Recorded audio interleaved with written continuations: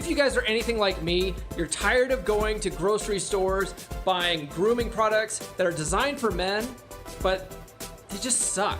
Or they smell girly. I also hate going to expensive department stores like Macy's and getting cologne that makes me smell like a little bitch. I want to smell like a fucking man. And I think most women want their men to smell manly as well. And that's why I've partnered with Duke Cannon.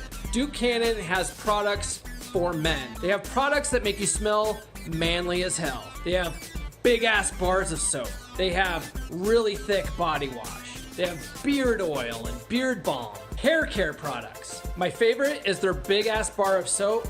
Smells like naval supremacy. It is awesome. And I also buy all of their liquid cologne. It really makes you smell manly, and they have tons of different fragrances. In fact, I have some for each day of the week. Also, when you purchase from Duke Cannon, some of your purchase goes to help out veterans. And if you use duke.comeonmanpod.com, link is in the description, you get free shipping. Win-win. This stuff smells so goddamn good, and the ladies love it. Trust me. Again, that's duke.comeonmanpod.com. The link is in the show notes.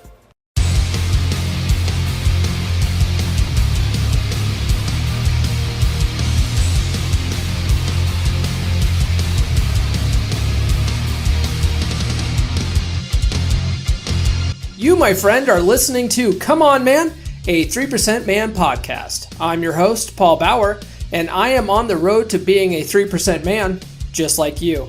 If you're new to the show, this is a podcast for fellow students of Corey Wayne's book, How to Be a 3% Man, and for men who just want to be better in general.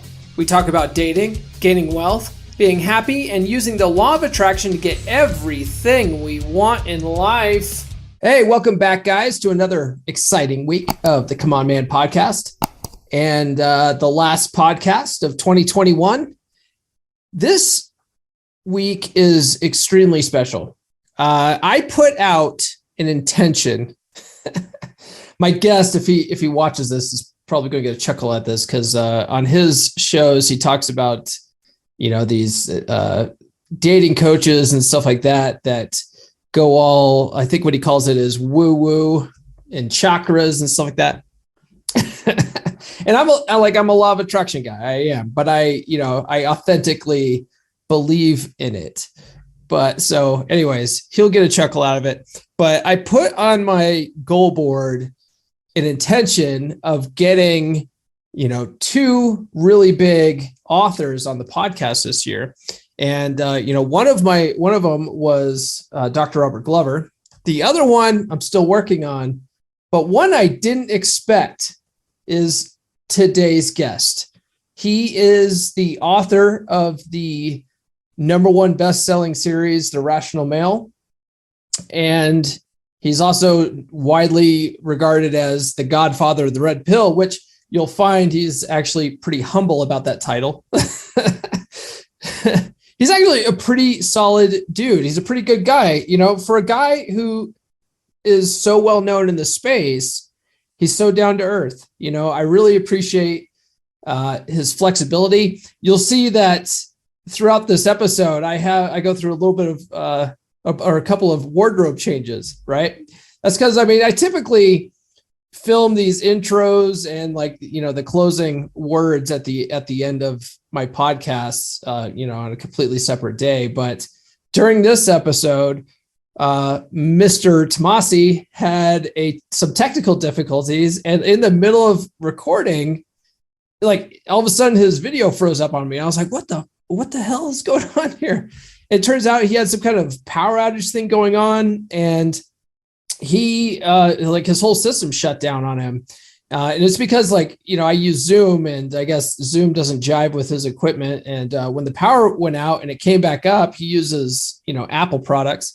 And I guess Apple tries to bring all the apps that you had open back up, and Zoom was just, frozen there and wouldn't let anything else start. So he had to do some diagnostics on his Mac, and he had to take a backup because that hadn't happened in a long time. And, he uses that for his livelihood. So that makes sense. And what I thought was really cool, though, was, obviously we couldn't finish recording And, he and I had chatted off air about like, his upcoming schedule and how busy he was. And I was like, oh man, I only got like 35 minutes out of this, but I guess, he's a busy guy. I'll take what I can get. I really appreciate it. And he's like, no, let's meet tomorrow at 1 p.m. and let's finish this up. Let's wrap this up. And not only did he do that, when he met with me, we got a whole extra hour and a half conversation out of it. So this is probably, I think, the longest episode I've ever produced, but it's also, I think one of the best because it's got Rollo Tomassi. Yeah, it was really cool. And I will bring you that conversation right after this. I often get inundated in my DMs on TikTok and Instagram from guys asking me for dating advice, specifically tips for online dating. How should I set up my profile? What kind of pictures should I have? How do I open with a woman? Look, guys, I'm a podcast host, not a dating coach. That's why I've partnered with one of the best dating coaches around. You may know him as Performance Potential on TikTok. I know him as Evan. And Evan has come up with one of the best dating app coaching programs in the industry. He's calling his program the Dating Dynamic. If you click the link in the description, if you use the promo code ComeOnMan30 at checkout, because you're one of my listeners, you'll get 30% off the cost of his program. You often hear that 80% of women are only going for the top 20% of men on dating apps. Well, this course is guaranteed to show you how to be in that top 20%. So stop complaining and do something about it. Click the link in the description and sign up for the Dating Dynamic program today and get 30% off when you use my promo code at checkout. That promo code is ComeOnMan30. Again, click the link in the description and get 30% off at checkout when you use ComeOnMan30. Be in that top 20%. All right, joining me this week is a very special guest. Some consider him to be the godfather of the red pill. He's the author of the highly influential Rational Male book series, the latest of which, Religion, was released earlier this year. He's kind of a big deal. You may have heard of him. He's Rollo Tomassi. kind of a big deal. Kind of a big deal. And by the way, let me point this out here from the very beginning. I did not give myself the title Godfather of the Manosphere, by the way. Just recently I was reminded of how I got that title. It was actually from Pat Campbell from the Pat Campbell show. And when he was still around, I just went to his memorial in Tulsa, Oklahoma. But somebody reminded me, they said, that's where you got that name.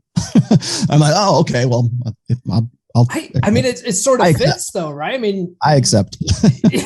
Right. Well, I think it's, if you self-proclaim yourself that, yeah, that's a problem. But there's a lot of guys that are doing that now. So right. Mm-hmm. Right. But if everyone else calls you that, then I think it's fine. I think it sticks.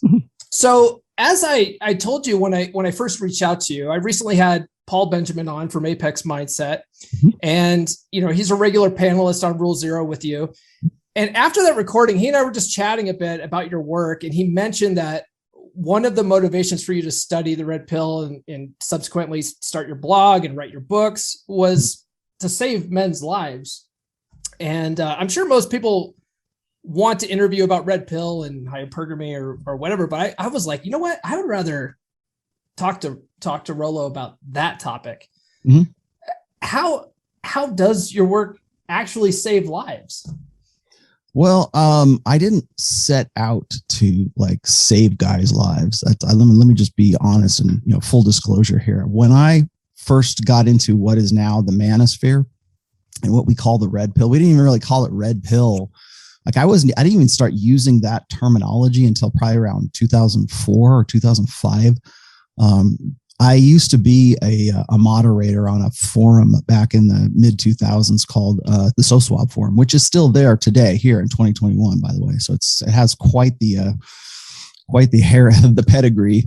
And we would just have conversations, and we didn't call it there was no official manosphere. There was no men's group. We call it the community maybe.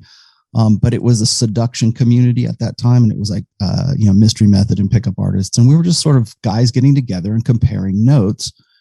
And over the course of about 10 years, maybe a little bit, maybe 8 or 9 years, we had a lot of really good back and forth and discourse. And I was studying psychology at that time. I had double majored as a result of that. I minored in psychology initially because I wanted to be able to understand my clients and the people that I had to work with in marketing, graphic design, and all that other stuff. And then when I started getting into doing peer counseling for older men, because nobody wanted to do those peer when you're doing like counsel work as sort of an undergrad, I guess. Everybody wants like the sexy stuff, right? They want to do the research for, for college co-eds and stuff. And I went back to college to get my degrees as an older guy. Like I was in my early 30s when I got my degree, and nobody wanted to do, work with 45 to 65-year-old male demographic. And I'm like, okay, I'll do it. Right. And it was about that time that my brother-in-law, who was married to my wife's sister at that time, ended up committing suicide. And I was in the manosphere, what would become the manosphere at that time when that happened. It was right around 2003. And it wasn't like, people always ask me, when was your red pill moment? It was gradual. It wasn't like there wasn't some big crisis or some big, come to Jesus moment or something like that. I think a lot of people think that was definitely an eye opener for sure. But my brother-in-law ended up putting a rope around his neck because of, he'd done everything right. He married my sister-in-law at a very early age because he had knocked her up. I think he would have been like 21 or 22. I think she was like 19, and everybody thought he was going to bail. And they thought, he's out of here. Forget it. He's just, hit it and quit it. And he didn't. He did the right thing. He put his entire life on hold. He had all these plans to go to college and everything else. And he completely changed his life and rearranged his life to do the right thing. Right? We hear that all the time. Mm-hmm. And even today. And to his credit, that's what he did. And right around the time he was just about 40 years old, and I had two children, and right about the time his first son was already away at college, and his daughter was just about done with high school, that's when my sister-in-law decided she wanted to take up with the guy who was a millionaire. And that was the worst thing he could think of, because he had built his entire life around the happily ever after. Right? And right about the point at which he was about to become like an empty nester, that's when his worst fears were realized for him.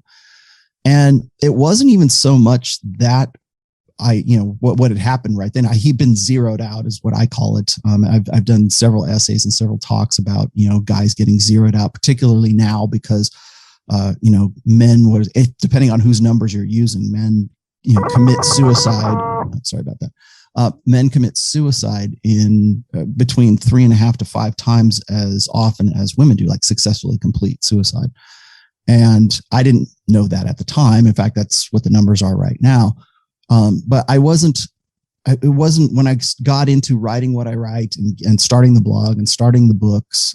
It wasn't because, I'm going to do my best to keep the noose off of these guys' neck. It was more like my analytical, rational male understanding of intersexual dynamics. But that incident kind of changed my mind about how I thought about things, because he had been zeroed out. He basically lived his entire life as sort of like this blue pill beta male guy doing the right thing.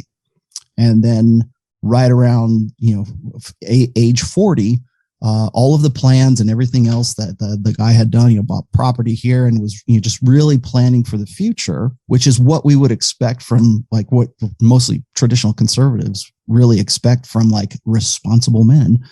And here he was, facing losing the best thing that he ever had. And, he'd done everything by the book, by the old order books. And nobody saw this coming, by the way. I mean, he wasn't like he wasn't walking around like Eeyore or something like that. He wasn't depressed. It was just the most pragmatic decision. And it was kind of like Anthony Bourdain or one of these, I would argue maybe even Robin Williams, but they get zeroed out, not because they're zeroed out financially, but they're zeroed out up here. And they're like, okay, I'm losing my one, I'm losing my soulmate, everything that I built up, everything that I had changed my life. It changed all the plans for my life so that I could get to this point. And now the rules, nobody's playing by the rules that that everybody convinced me for so long that everybody should be playing by. And when you get zeroed out like that, you have really two decisions. You can either rebuild yourself or you can off yourself. And most guys off themselves because they don't see how they can go at 44, 45, 55, 65. These were the guys I was counseling, back in when I was doing my undergraduate stuff. And they would say very similar things to what was going on with my brother-in-law. And I should also mention that I've experienced suicide twice, once with him and then another really good friend of mine who was a local DJ. And I mean, like on a radio DJ, in Reno, Nevada here, basically swallowed a bullet, put a gun in his mouth because his one was leaving him. And that's the very first, chapter in, The Rational Male. The first book is There Is No One. It is the myth of the soulmate. And I put that chapter as the very first one because I felt like if somebody reads this book and they just only read one chapter and they throw it away afterwards, like, this is misogyny, whatever.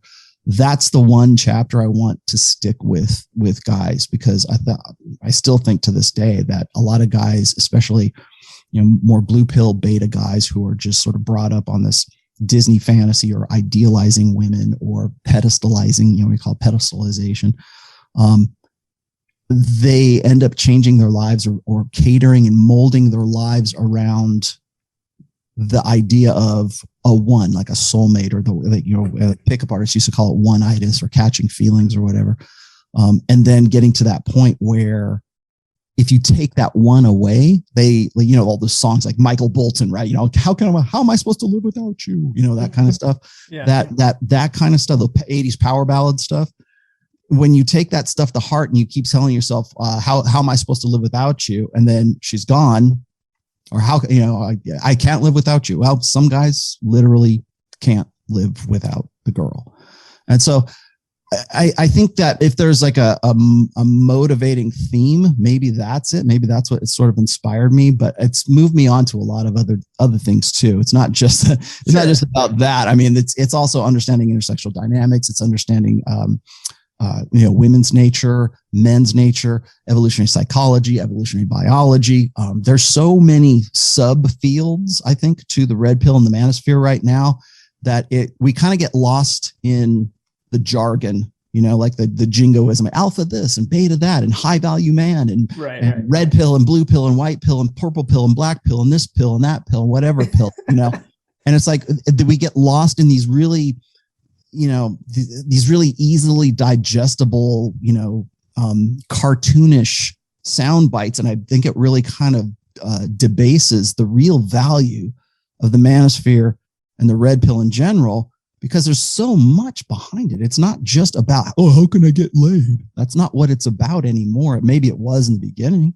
Maybe it was back in 2002.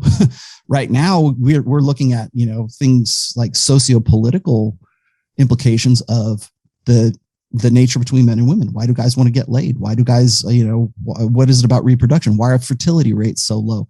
Why do we have Kamala Harris as the vice president of the United States?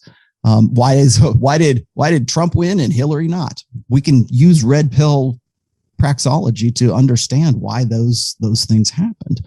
So it's much broader than just like, those guys just think with their dicks. And it's not. In fact, I think that kind of cheapens it. And when I see like dating coaches and like you were mentioning before, dating coaches and stuff, it's like, that's when I kind of have to like take issue with that, because you become an impediment to people really understanding the totality of what the manosphere should be or could be, or like red pill I call it a praxeology. Right. It's not about belief. It's not about politics. It's not about like alt-right. It's about like understanding the nature of men and women and how we interact and how that scales up from, just boyfriend and girlfriend getting together in middle school to all the way to, socio-political stuff. So.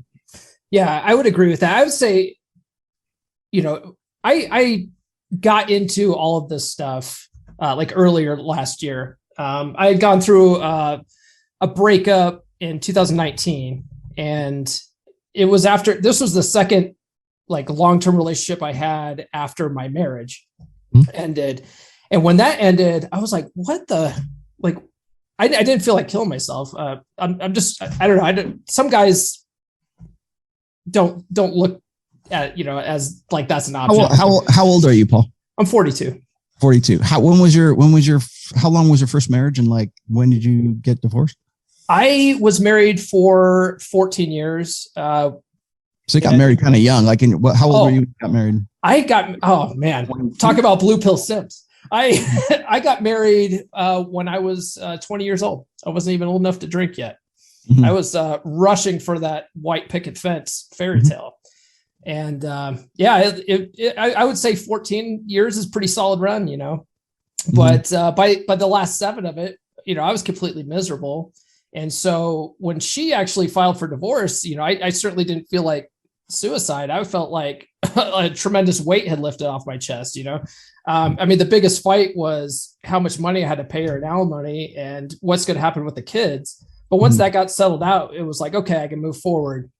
And then, but I still was in that blue pill mindset, not necessarily, I think I was pretty much done with marriage at the time, but I was like, I'm going to find my soulmate, and ended up rushing into my next relationship, was with this gal for 4.5 years. And then that sort of ended. And I was like, what am I doing wrong here? What am I not understanding? And I decided to start really researching the stuff. I started reading tons of books. And one thing I realized in trying to understand women better and trying to get better with women is that it tends to just make you more of a better man in general. Mm-hmm. It's an interesting way that when you fix yourself, you fix other aspects of your life and you don't even realize it when you're going down this path. And to me, that's kind of what the red pill really should be all about, or what it really is all about, at least to me. Mm-hmm. But I digress. No, that's fine. I mean, you're at a place right now, I think, where a lot of guys end up coming to, like, a lot of the guys in the old school pickup artists, like the old school seduction community, said something very similar to that. Like, after a while, they begin to discover that becoming good with women requires like a social skill set that they didn't have. Mm-hmm. And the reason why they didn't have that is because they didn't have the right frame of mind about themselves at that time. And so it becomes, so like when I talk with like Rich Cooper, or if I'm talking to guys who are just sort of like, chase excellence guys, or even, Paul Benjamin is probably a good example of that as well. That is as a result of, hey, I want to get laid. What am I? You're asking exactly the same question that most guys do. It's just, what am I doing wrong here? And then you learn, this is what. Okay, so you end up changing your mind, not necessarily, maybe at the same time, but not necessarily about like your process, as it is about why it is you do that process in the first place. And so it starts to become something about like self-improvement. And that's how you get like self-improvement and sort of what I call, positivity porn guys, successful porn guys come into the circle. And it's a real easy sell because guys are going through that process. And that's another thing that gets sort of swept under the carpet when people want to say, well, those red pill guys are radicalizing the youth of America and they're turning them into black pill doomers and they're incels and they're potentially violent and everything else. And what they don't see is that guys like you, or guys like that I talk to, pretty much everybody on Rule Zero talks to, these guys, they're not looking just to increase their notch count. They're looking to like become something better, to become something more, to like go from ordinary to extraordinary. And they don't realize that they need to change their minds about themselves before they can do any of that. Yeah. I would agree with that. In fact, that's a lot of what the conversation I had with Paul was, because and I'll be candid with you. Before I read your book, I was running into a lot of guys in this Facebook group I'm a part of, the 3% Man group. Mm-hmm. And there was a lot of Rollo guys on there, and they were coming in and they were, some of these guys were very negative, like just with their posts. And so I started, I hadn't even read your book yet. And I was like, man, this Rollo Tomassi guy just seems like, he must be real negative. But I really wanted to read your book to just, because I felt like I couldn't actually speak on this if I didn't actually consume the material. And when I read your book, that's not what I got out of it. I wasn't like, this is all just women hating nonsense. I mean, it's actually very good information. I feel like you don't have a complete understanding of women if you don't understand the evolutionary psychology of women and the actual sexual dynamics between men and women. Everything else is idealistic, I would say. That's why it's called The Rational Male. And there's a lot of, I mentioned this in the introduction or the opening chapters of pretty much all 4 of my books. Where I have to tell guys, all the stuff that you have in your head that's been packed into your head over the course of a lifetime, you kind of have to put that aside right now. And what I'm going to get into is going to piss you off. Some of it you're going to go, yeah, nobody ever put it that way. And you're going to go, yeah. And you're going to go, oh man, really? And it's going to change. It'll change you up in a lot of different ways. But I think one of the toughest things is that a lot of guys right now in particular, like I would say, like really since 2018, the rise of like the so-called, black pill movement, or like the really more extreme end of MGTOW, or the incel movement. Those guys have been around for a long time, by the way. They used to be called true force loneliness. They've been around really, for a long time, but they're not they didn't have the access or the ability to organize like they do now, like on YouTube or Reddit or Discord or whatever else. And so I think that one of the misnomers or mistakes that people make is that red pill is black pill, and it's not. In fact, black pill guys hate me quite a bit because while I bring up like tough realities for people to sort of, sort out for themselves, sometimes those are really unflattering about guys who just simply don't like want to change their mind. They're happy in their misery. They're happy in their complacency. And so when a guy comes along and says, here's what hypergamy is, right? And here's the biological, sociological, evolutionary, facts. Here's the dots I've connected behind hypergamy as far as, alpha seed, beta need, and being women's primary mating strategy.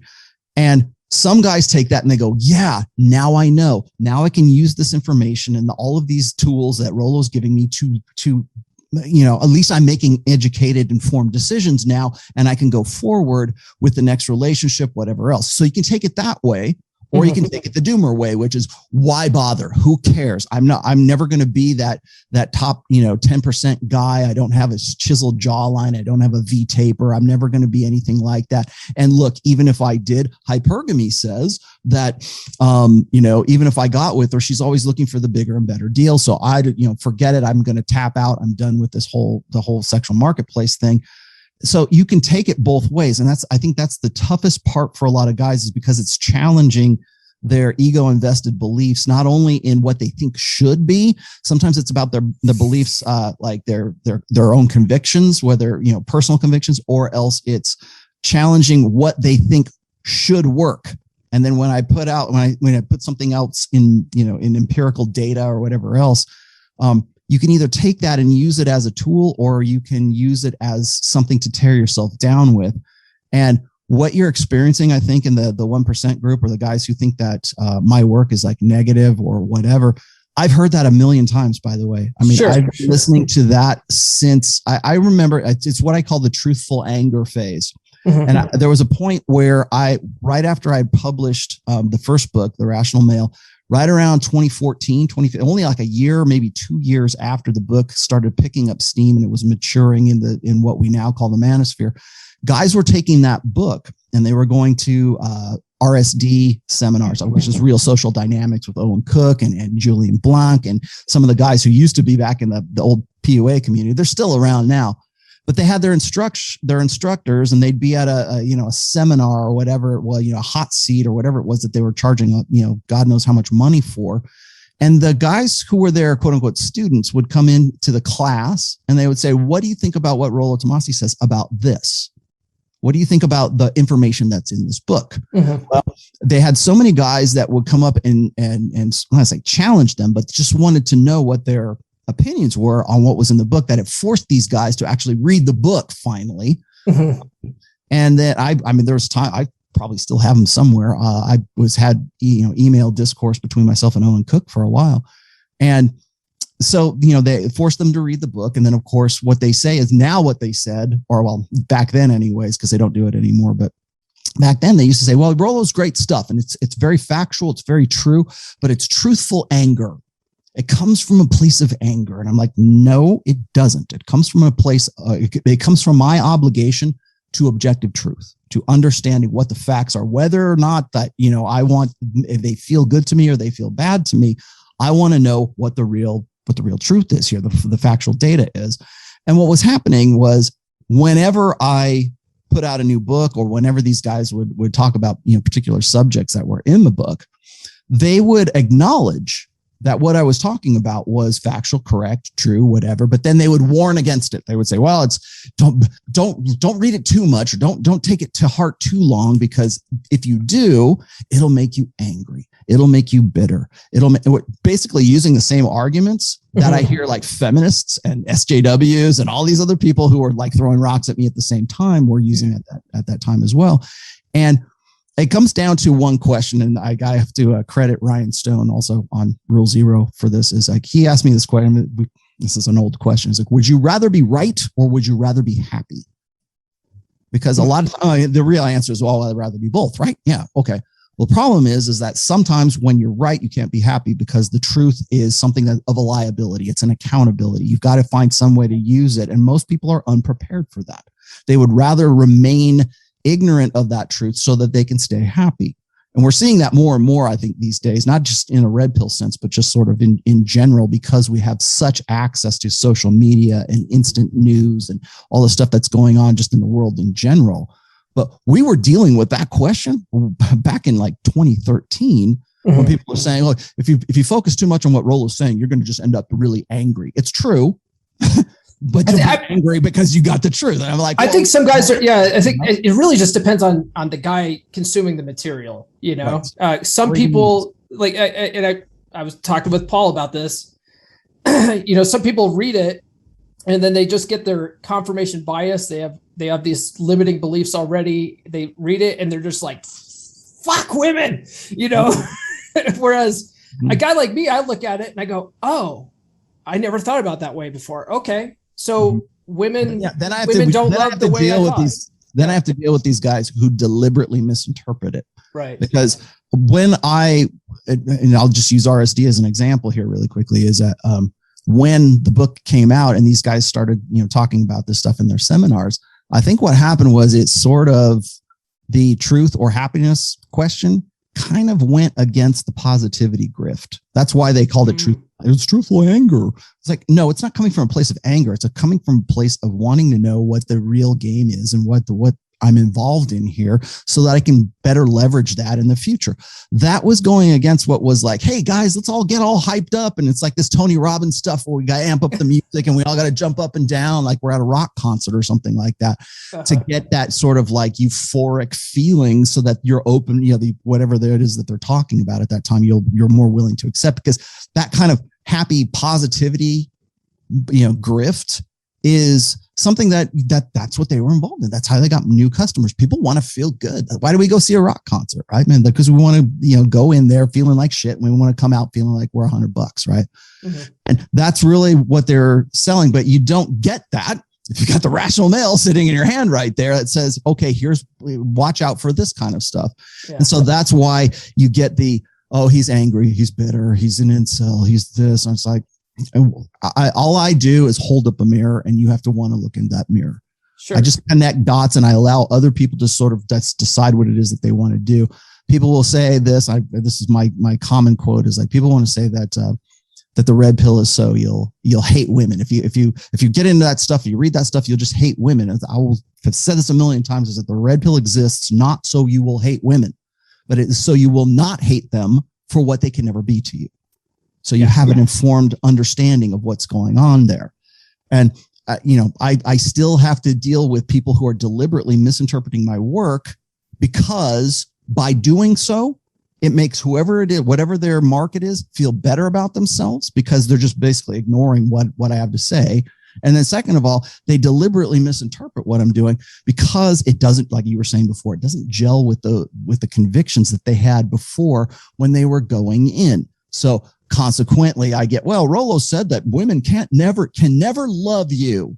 They'll never, there's no such thing as love for women. Here's Rollo. He's an authority. He just said this. And it's like, no, that's not. I've never heard you say that. I've heard several other guys under, they put the red pill label on their stuff say that women don't love you. It flows downhill. Guys love to buy that. But see, right. They're either too happy about that or they're too pissed off about that. Yeah. And it's like, that's not what it says. And if you would read the book, and if you would read what I say, like it's always like, one of the 9 iron rules of Tomassi, because that's easy to digest. It's a list, right? It's 12 rules for life. That's not what it was ever meant to be, but that's where they take it because it's easier for them to interpret it and then distort it and then pass it on to whoever else is there instead of going, well, let's read the book and find out what, the 10th law of power says. Like, why wouldn't you go and read the book and quote that? It's not like the Bible where you have to interpret it in one way or another. Yeah. It's just, there it is, black and white. I've never said that women can't love. In fact, I've written essay after essay after essay, like trying to say like, look, just because men and women have differing concepts or differing approaches to love, that doesn't mean that love doesn't exist. It just means that we have different concepts. And probably a lot of the problems that you're having as a result of that, or trying to understand like why it is that women are one way and men are another way, is because you think that they mutually agree on certain concepts, love being one of them, respect being another, honor is another. There's all kinds of gendered concepts that we think the other sex has or holds mutually, but they don't. They come to it from a different angle than you do. Like jealousy means something really, really different from one guy to a woman. Mm-hmm. We get jealous. Like guys get jealous of like we mate guard, and then women mate guard, but we do so for completely different reasons. But if you ask the common, knowledge base of all of this, they'll just say, oh, it's just, jealousy is just insecurity. No, it's not. It's actually an evolved psychological, it's a feature, not a bug. But we don't understand. We want to believe that men and women are just the same. And so therefore love and for me and love for my wife is a mutual concept. No, it's not. Respect. It's not the mutual concept between men and women. If I say that, then I'm an asshole. If I go and I point this out in no uncertain terms, then it's truthful, but you're angry because you brought it up in the first place. And it just goes against that positivity grift primarily. It's the idea that if it's either truthful or it makes you happy, and if you can sell happiness way before you can sell truth. Yeah, that makes sense. So I told Paul this, and I want to get your take on it. What I tend to tell people, having read, I've read your first 3 books. And your religion book's on my list. But I also recently read Rich's book, The Unplugged Alpha. And when I read that book, I was like, this is a really great book because, it's short, it's digestible, but he also gives men like tips, right? Like, oh, this is how you do this. This is how you maintain frame. This is how, you set up a dating profile. This is how, he gives sort of like actionable advice in that. And so ever since reading that book, what I tell guys that want to sort of get into this and they want to understand the red pill, I usually tell them, why don't you start with Rich's book? And then once you get a good understanding of that, you have some actionable steps to take, then get into Rollo's books and then really dive deep into it. Mm-hmm. What do you think about that? Well, so let me just give you a little bit of history here first. Sure. I met Rich online. I virtually met Rich online. I believe it was 2015 or 2016. Okay. He already had Entrepreneurs in Cars. He hit me up just out of the blue. I maybe emailed me or something. And I wasn't even showing my face at that time. I wasn't really sort of a public figure until about 2017. And that was like the latter half of 2017. But I went on his show, and I think I just went with just audio, and he was saying, "Hey, I read your book; it saved my life." You got to remember what Rich's background is, what his history is. Yeah. And so Rich has described my book as drinking from a fire hose, right? Yes. Yeah. It's a lot of information all at once. And I understand it. You have to remember that when I wrote the first book, The Rational Male, I didn't have any plans to write anything else after that. I didn't know there was going to be a series. I had no plans for a sequel. I didn't even set out to be like an author. Mm-hmm. What I wanted to do was make sure that the most important aspects of what I had been researching and talking about on forums and had on my blog for the last, well, by then it was like about 13 years. I wanted to make sure it was in a format that people could, read and have in their hands. If you've read the first book, in my introduction, I talk about one of my readers, Jackie, and she really wanted to have her son, read the stuff or get into what I was talking about, but he wouldn't. I'm just some Yahoo on the internet with a blog, right? So it was me, Royce, Rollo, Royce, and Roosh at that time. And she said, if this was in a book, he would accept it more. And I'm like, all right. So I put all of the things that I thought were the most important into that book. I'd never put a book together before. I've never self-published at that time. I didn't even know I needed a Kindle. I didn't even have an ebook. I wrote it with the intent of making it just a print book. And then people are like, where's the Kindle? Where's the Audible? And so then I built it up from there. But I had no idea that it was going to sort of snowball into sort of like the Bible of the manosphere. And as a result of that, I met a lot of great people I met a lot of shitty people too, but I met a lot of really great people along the way. And Rich is definitely one of those guys. Mm-hmm. And so we sort of started this relationship between myself and Rich for, still to this day, right? We went to the 21 convention together, regrettably. Mm-hmm. I wrote the introduction for his book. Yeah. And yeah, his stuff is, if there is, and I say this in all love, I don't say this as, to demean anything, but if there's a red pill light or if there's a rational male light, that's the book. It might be a good primer for sure. Mm-hmm. If my book is the fire hose, then I think probably Rich's is like the garden hose, that gets you into the series and gets you into it. Now, the other thing is like a lot of people will say, well, this is great stuff, Rollo, but you don't give any prescriptions. You don't have any 12 rules for life. That's why people gravitate towards the 9 iron rules of Tomassi, right? Because they want formula. And they want template, and they want something that is, like you said, actionable advice and everything else. And that's great stuff. And I'm certainly glad that Rich has taken it upon himself to do that. My 5th book right now is going to be sort of I want to call it not a how-to book, but a why it works book about game. And there's a lot of actionable stuff that's in it, but I'm also explaining the mechanics behind why it works or why it should work. It's not do these things and you'll get laid. Do these things and you'll be an alpha. Do these things and you'll be this, because the red pill is not one size fits all. Right. I mean, there's the basic core truths to it. But as I've said in the past, I'm not in the business of making men better men. I'm in the business of men making themselves better men. I'm not looking to start a cult. I've never tried to, although people want to call me the godfather or the cult leader or some shit like that. But that's never been my goal. My goal has always been I have an obligation to objective truth. If I have a mission statement, that's it. And in the course of that, you have to be able to take the tools and the understanding of really what the red pill is, at least as far as I'm concerned, is it's a praxeology. And in that praxeology, it becomes a tool set. So think of it, if you learn like hypergamy, you learn alpha fucks, beta bucks, you learn, was alpha widows, you learn about the war brides dynamic, all these stuff that has been around for a while that I coined way back in the day that we kind of take for granted right now. You take all of those things, all those are tools that you can use to build the life that you want. I can do that, or I can give you a paint by number. Right. Here's you just painting all these colors. Right. Yeah. Or would you rather me give you a blank canvas? Here's the paint. Here's the brushes. Here's the tools so you can paint your own self-portrait. I would much rather you do that than for me to give you a paint by number of what I think you should look like.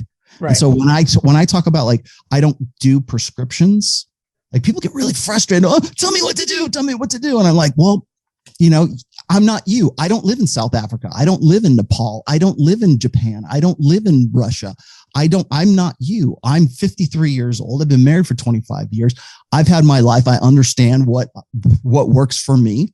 Yeah. But if I was to go and say, oh, here's 12 rules for life, a la, Jordan Peterson, people love that. They eat it up and they're done with it. Rather than a book that is evergreen, right? It's a living text. Like people to this day will show me their copies of the Rational Male, and they're dog-eared, and they're highlighted in like 4 different colors and liner notes and all this other stuff, because it's almost like they intentionally they come back to certain chapters in the book as they experience them later on in life. Yeah. So the Rational Male is not a book where you just read it once and you go, oh, that's great. I read the Rational Male. Put it on your bookshelf. You come back to it and you reference it so that it's when it's relevant to, like, the sections in it that are relevant to what you're going and what you're going through and what you're experiencing at that particular time in your life.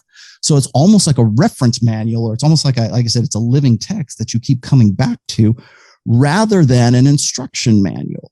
It's more like Ryan Stone called it the Chilton Manual of the Red Pill, right? It's like, how do you tear down the car and put the car back together again, right? Yeah. That, here's the pieces, here's why it works, here's how it works, blah, blah, blah. Now, go build something. And I tell guys this on my show all the time. I say, you know what? I'm not going to give you a direction. I'm not a guru that's going to, I'm not a positivity guy. Please stand by. We are having technical difficulties.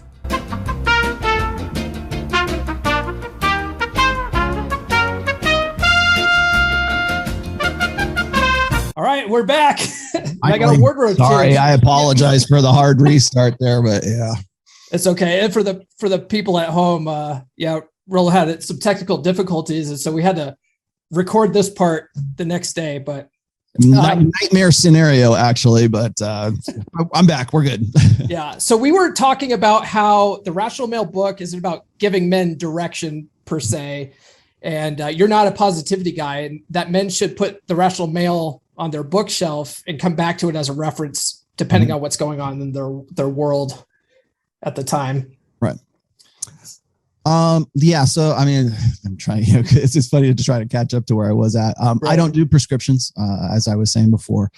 And the reason I don't do prescriptions is because, I don't think that the red pill, like I said, is one size fits all. And I think it needs to be a tool set and a toolbox that people use to sort of build their own lives. Mm-hmm. And as I was saying before, I'm not in the business of making men better men. I am in the business of men making themselves better men and giving them the tools to do so. Because what looks like success to me might not look like success to you, especially since I'm at a different, phase of my life right now. I live in a different country. I'm of a different, cultural background or whatever. So that might not be the same as somebody who was in, like, say, Kenya, for example. I have a lot of followers in Kenya right now, but it would be foolish for me to say, well, you're, as a Kenyan man, you should do these 12 things and you'll have a great life. Well, that maybe 4 of those are applicable. Yeah. and the rest are not. So I get this all the time. Like whenever I go on like Fresh and Fit and we have the girls that are there, the first thing out of anybody's mouth is like, well, not all women are like that. They're not all these, vapid, brainless Instagram thoughts all and I agree, but that's the same principle as me saying, well, follow these simple steps and you'll be a millionaire. You'll be a successful guy. And again, it's kind of like where, I hate to say it's subjective. I mean, there's certain universal truths, to conventional masculinity. Don't get me wrong, but the way and the means that you get to those to whatever is that ideal, I think is unique to the guy. So sure. That's why I don't do that. And I think that whenever, and maybe this is just me, but like whenever I've had like people try to sell me a book that says like, follow these simple steps, or, people like lists, yeah, they're like 48 laws of power. Right. And I'm not to take anything away from that book. I love it. Right. I constantly reference that book, but it's not an instruction manual. And that was one of the first criticisms of Robert Greene back in the day, especially by women, because they were like, well, men will read this and they'll turn into evil, power-hungry tyrants. It's like, no, they won't, because 90% of guys could never put most of this stuff into effect anyways. But it's important that you know the laws. Whether or not you use them or they're ethical or moral or whatever is kind of immaterial to the fact that you need to know them. Otherwise, they will be used against you. So just because you know the red pill or you're red pill aware doesn't mean you have to be some pickup artist hustler guy. You can use, I know guys who use red pill, basics and praxeology and the basics of game or what evolved into game in their marriages, so that they have a better marriage. And I think that's always a net plus, but it's tools. It's not an instruction manual. And anybody trying to sell you an instruction manual, I'm always suspicious of. Yeah, that makes sense. I'd like to see when I read your book and other self-help type books, I like to sort of take information from a bunch of different places and see where it fits into my circumstance. And to me, at the end of the day, it comes down to results. What's working for you? Does this in this book work for you? If it doesn't, then find something that does, I think the appeal of The Rational Male from 2013, that's when I published it, is because it wasn't self-help, right? It was just like, here's the nuts and bolts. Like I was saying before, last night, Ryan Stone calls it the Chilton Manual of intersexual dynamics, which it kind of is.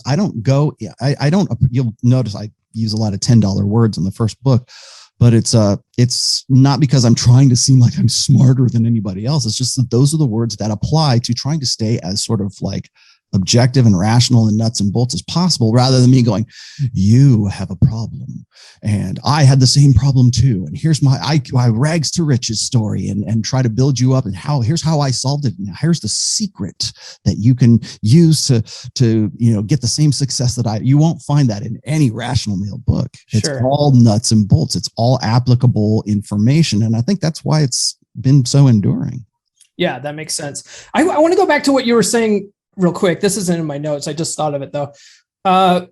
You were saying that on Fresh and Fit, you talk about, it's not all women. And it's, one thing that I hear a lot in the comments, I'm sure you do too, is guys talking about how Western women are broken. You might as well go outside the country and stuff. But in Positive Masculinity, I think it was, you were talking about like, look, this female imperative is spreading the globe. Like you can't outrun it, And John from Modern Life Dating will watch this and he'll fight me on this later on, I'm sure.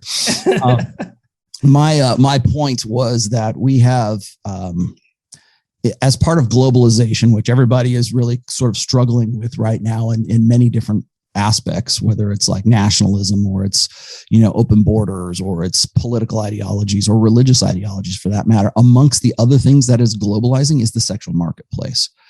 And we do that because we now have like access to, Tinder and Instagram. And like I said, it doesn't even have to be a dating app. It can just be something like Tinder where everybody's their own brand kind of thing.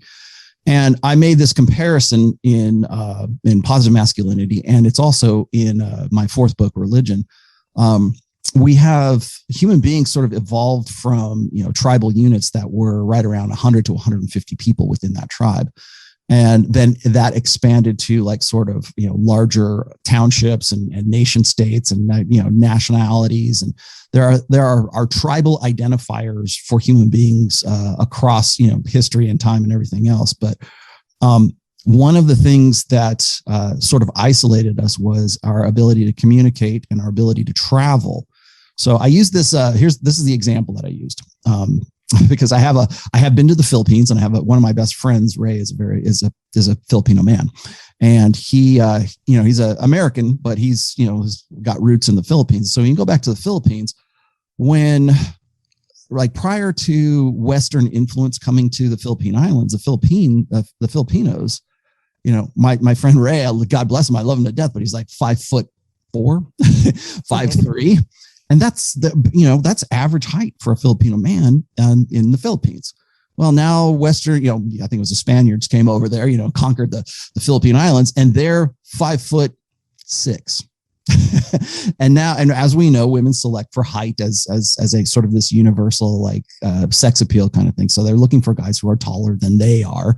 And now the average guy in the Philippines is 5'4", and here comes a 5'6" Spaniard, and oh my God, here comes a Nordic white guy who is 5'10" and is the tallest dude they've ever seen in their lives. Prior to that influence coming over to that isolated island, the local sexual marketplace was limited to men who were 5'4". A 5'6" Filipino guy was probably getting after it, right? Because women were selecting for that. Again, I'm using this figuratively. I'm not saying it literally. So when anybody watching this, don't take this literally. But this is illustrates the point. When you have a local sexual marketplace, and then the influence that comes in from outside that marketplace has better features, or is more, let's just say, marketable. What you're doing is you're taking that localized sexual marketplace and you're putting the global sexual marketplace into it. And that's kind of figuratively, anyways, what we have done with the internet and social media and cell phone, smartphones, what we're doing right now. And the difficulty with that is that women are spoiled for choice. I made the comparison on a couple of recent shows that we constantly harp on men having unlimited access to unlimited sexuality via online streaming pornography. Well, it's ubiquitous, right? I mean, you can get it on any Pornhub, whatever, and it's free. And there's a reason it's free. But so as guys are exposed to a level of sexuality that in our sort of evolutionary past we never had access to, even if it's virtual. Women, on the other hand, now have unlimited access to attention and to really instant gratification and affirmation and ego affirmation. So when we say, oh, women today in Western societies, for example, have like these overblown egos because they are, it's a nation of, 3s and 4s who think they're 8s and 9s. And the reason they do is because they have access to a global sexual marketplace that constantly reinforces that. And they believe that they have choice that they don't necessarily really have in a global sexual marketplace, as opposed in contrast to their local sexual marketplace. So when a woman is on OnlyFans and she can make a ton of money off of OnlyFans because she's, got a worldwide audience, that's her sort of virtual global sexual marketplace. Turn off the camera, turn off her thing, and goes out and goes down to the clubs. That's now the local sexual marketplace. And it's a much different dynamic in the local than it is in the global. The problem that this represents really is it skews sort of like this sexual marketplace that used to be like Asian women would get with Asian men, Black women would get with Black men, white women, white men. That's sort of like that assorted mating dynamic that we used to have prior to, say, 2000 is, I mean, you still see it, but it is now kind of skewed in the favor of women because they believe that they have this sort of like choice addiction, I guess would be the way to describe that. And so the difference between the local sexual marketplace and the global sexual marketplace, which one is that woman going to prefer? If the local sexual marketplace sucks and she's getting, countless likes and she's a top, whatever percenter on OnlyFans, what's she going to opt for? And how is that going to modify and change her personality over the course of, her 20s? And so that's what I got into as far as the difference between the local sexual marketplace and the global sexual marketplace. And then what happens after that is you get guys who see this going on all the time and they go, Western women are fat and entitled and hubristic. And they, they think that, as I said before, there are 3s and 4s who think that they're 8s and 9s. And then you get guys who will like fight Jordan Peterson over this opinion, right? About how, leave the West. I think it was 2015. There was this really great video. It was a documentary. It was about how Black men in the United States were going off to Brazil and South America to find feminine, thin, less mouthy, less bossy, less, boss girl, alpha female women, because in the Black community, women were going to college in higher, they still are right now. It's across the board now, but like back then they were going to college more, they were more educated, and they were more entitled, because as a woman gets into like higher states of education or professionality or whatever else, they tend to believe that the aspects that would make a man attractive are the same thing that would make them attractive. And so as a result of this, you have a generation of Black women who, like Kevin Samuels would say, are average at best. And you got a generation of Black men who are like, why am I bothering with American Black women when down in Sao Paulo, or wherever, there are women there who appreciate me, who want to bang me, who want to cook food for me, who are thin, who are feminine, who are like complete polar opposite of the girls in the United States that I'm supposed to like.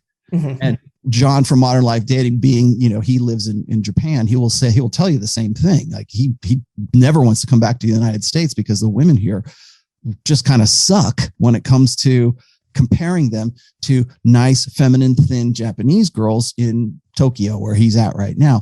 So that's another aspect of the global sexual marketplace that we have to contend with. So now you've got women getting unlimited access to unlimited attention and affirmation. And then you've got guys who go, those women are not anything that I want to have anything to do with, because in Southeast Asia or the Ukraine or wherever you're going to like try to find, what Roosh used to call pussy paradise. Those guys, they kind of get an attitude about it. And they're like, why would I buy? And it's not an attitude out of arrogance. It's just pragmatism at that point. They're like, why would I bother with this? And there's guys who are incels and losers. And of course, women go, well, you just can't get a real woman here in the United States, yada, yada, yada. And they're like, why would I want that? And this isn't novel. Right. This has been going on really since at least 2014 by my reckoning. So, but one of the things that you were talking about in your book though, was that like in China, they're starting to have more of a femme-centric mindset too. So some of that is changing. So where you would, if you went to China trying to escape this and find a nice Chinese girl that'll treat you like a king, eventually they're going to start thinking this way too, like because they have access to the same social media, they're going to start thinking they're boss bitches and stuff. Westernized feminism, westernized gynocentrism finds its way into non-Western countries. In religion, I make the case that most religions today, I argue that certainly by 2030, most of the mainstream, most of the largest religions that we know of right now will become feminized. In the sense that it will be a female-centric dynamic in that religion, if it's not already happened. Like mainstream Christianity was the first to fall.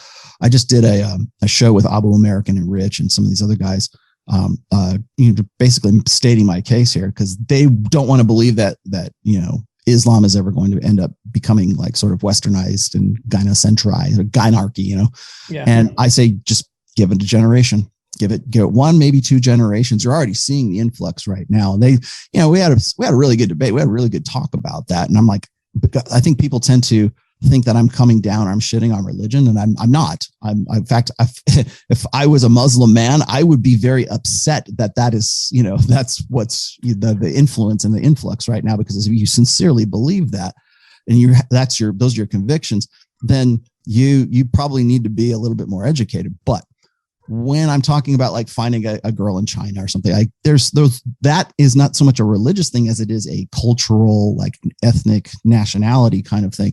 I get people who tell me like, well, Latin women really respect their men. And I'm like, yeah, but we're also seeing an influx of gynocentric, what I call fempowerment narratives, sort of filter their way into cultural narratives. And I mean, Disney and Pixar have been really hammering that hard for a long time, so that young girls, doesn't matter whether they're in the Middle East or they're black or they're white or whatever it is, that empowerment narrative is still sort of being fostered in a lot of different countries. But when I was talking about the Chinese side of things, I was actually referring to Matt Ridley's book, The Red Queen. Mm-hmm. And the Red Queen was, at least this part of the Red Queen, is that in societies, and it doesn't have to be a human society, it could be an animal, like sort of, social animal, let's just say. If it is more advantageous to be a male or a female, you will see a preference in reproductive habits or reproductive, choices, let's just say, for one or the other. Mm. And I made the case, and actually it was Matt Ridley, I was quoting him, is that in China during the 80s and the 90s, there was the one child policy, right? Because they had so much population. And of course, what was the most advantageous sex to have was a boy. Now, feminists of the time thought it was horribly patriarchal, and they thought it was horribly, oh, I can't believe this. They're aborting young babies or aborting little girls, or they're drowning them in the rivers or whatever. And now we see the downside of that. We have, there's like, I forget what the numbers are, but there's at least an excess of like 40 million men in China today as a result of that one child policy. It might be more than that, but there's an imbalance. There's definitely a gender skew as a result of only having one child. So in a gynocentric social order, it is more advantageous to be a girl. And we see that happening we see the results of that happening in transgenderism. Johnny he's only 2 years old, but he gets to decide whether he wants to live as a boy or a girl. And of course, all these people who want to tell you how gender is not binary, they're all about binary gender when the kid's 2 years old and he's either going to be a boy or a girl. And so then everything's binary at that point, which is just nonsense. It's all social constructionism at that point. But sure. But the advantageous thing to do is to be, if you're a boy, if you have a penis, then suddenly you want to live like a girl, or you want to think like a girl, or you want to identify or align with the feminine, because in a gynocentric social order, it's more advantageous for you to do so. And if we can convince you that you were born the wrong sex, then you might have some real bad personality disorders when you're a boy that's raised as a defective girl. And we can see that in the education system in the United States for sure. But it's all part and parcel of this. People want to say these little boys are manginas or whatever, but yeah, in China, they're having the same problem. And that's why they're saying, you probably have read these stories recently about how they don't want any movies played in China that have girly men in them. And they're trying to have these masculinity training, they're basically trying to instill in social programs like conventional, traditional masculinity. Yeah. Russia's doing a lot of that too. Yeah. Yeah. And in the meantime, we're here trying to figure out if transgender athletes should be able to compete in the Olympics or something, or in the military. We have the first female 4-star admiral who's actually a guy. Right. Yeah. It's mind blowing to me. Mm-hmm. Yeah. It's mind blowing to me. And, I have kids that are, in school now, and it just seems like it's the cool thing to do, and I've got to constantly instill my philosophy on my kids and say, look, it's, even though it's being pushed, socially right now, it's not the cool thing to do. I just don't think it is. It's all behaviorism is what it is. It's all social conditioning is what it is. And, since you probably read the first book, whenever I talk about the blue pill, again, an abstract term here, I always mention blue pill conditioning, because that's what it is. It's a psychological form of, generationally, it's a psychological form of conditioning. And when I talk about the blue pill, certainly in my books, it's usually about, guys who believe one thing and then suddenly they have this revelation. They take the red pill, right? And they become red pill aware, right, about what was going on when they were plugged into the matrix and they believed all this old order way of thinking. And now suddenly they see the rationality of what's really going on and the game that they're a part of. And that's kind of where red pill, blue pill kind of thing came from. But like when I talk about blue pill, it's always about conditioning, and it starts right where your kids are right now. Yep. It starts with them with 77, at least in the United States, 77% of your teachers from preschool to postgraduate school will be female. Yep. And they teach like females teach. And there is a gender difference between how men teach and how women teach. Yeah. And it's a big problem too, because there's a lot of single mother households. So there's moms trying to raise men, and then they're sending these boys off to school to be raised by teachers that are also females. So these guys have like very little male influence. It's becoming a big problem. And then if the boy acts out, if he doesn't learn like a proper girl learns, they say, well, go to timeout, Johnny. And until you can learn to come back and learn like Susie, you go over there and you're, no yard time for you, no, extra treat for you. And if you continue to do that, we will drug you. We will give you ADHD, we'll give you Ritalin, or we'll give you Adderall, or we'll find some way to sedate you until you can learn like the rest of the class. Yeah. And women have a strong bias for little girls in education. There's lots of research on this, how women will grade more harshly for boys than they will for girls. They have a different standard of like what is a pass or a fail, what's a success and what's not. And then that's just, again, a lot of times like people say, well, there's not this malicious thing with women teachers teaching boys. Like, no, it's not, but it just comes as part of just the way that they do things. Well, the way I look at that too is women are raised in the same blue pill society we are. So there's definitely a blue pill for women. Yes. So they're raised with the same social constructs. So they don't even realize they're teaching this stuff. Yeah. That's just how things are. They think it's they take it for granted, and they if it ain't broke, don't fix it. Right. That's right. I want to bring things back a little bit about how red pill saves lives. Mm-hmm. A month ago, at the time of this recording, about a month ago, you did a video on how red pill saves lives. Mm-hmm. And one of the things that you were talking about, and that I wrote down in my notes here, is that you were getting really pissed off at people who are trying to shut you down. Mm-hmm. People like, and I'm not trying to get involved in any internet beefs here, but like Anthony Johnson and Alex from Playing with Fire. And I watched some of Alex's videos from Playing with Fire. And like, it's clear that he hasn't read your book. So I think he's speaking from a place of ignorance. But Anthony Johnson, just, man, his stuff is just like, it's like, bro, relax, I think it's a little bit out of control. Anthony Johnson is a pathological personality. Sure. And he attracts other pathological personalities. If you look at the guys he was originally working with versus the guys that he's working with right now, you will see sociopaths and pathological personalities are and this, again, studies show, that the most dominant pathological personalities tend to draw other pathological personalities into their orbit, mm-hmm. because they see that guy as sort of like an affirmation of the way that they think. And when I say pathological personalities, it's like sometimes that's a good thing and sometimes a bad thing, right? Mm-hmm. If you're kind of like whacked and you have personality disorders, it can definitely be a bad thing, right? But like if you look at a guy like, say, Steve Jobs, for example, if you've ever read Steve Jobs' biography, everyone who knew him said that he had what was called a reality distortion bubble that surrounded him. And he was very much a very self-centered, reliant kind of guy, but he was also a pathological personality because he lived in his own world. Yeah. And anything that came from the outside, now a guy like him who was an ideas guy and put things into motion, he didn't care about having any furniture in his house, for crying out loud, right? But he was always it was his way, and that was the only way. And he lived in his own world. And that's what like when you'd say a pathological liars believe their own lie.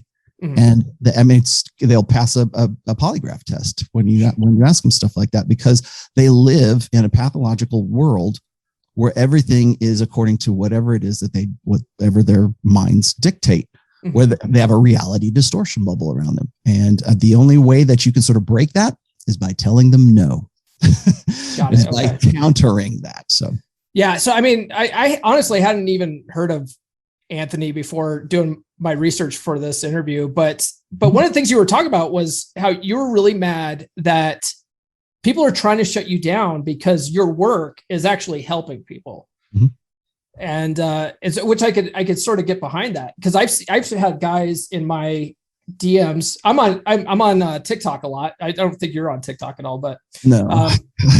What's funny? TikTok's for kids. TikTok's not just a bunch of dancing teenagers. Who would have known? Who would have guessed? But no, I mean, so I get a lot of guys in the DMs saying, "Hey, your content. I was watching your content, and man, I was on the verge of suicide and stuff like this. So I can see where that would piss you off. If someone tried to shut me down, I'd be like, I didn't, when I first got on TikTok, it was to promote the podcast. It wasn't, but I realized that it's actually reaching people.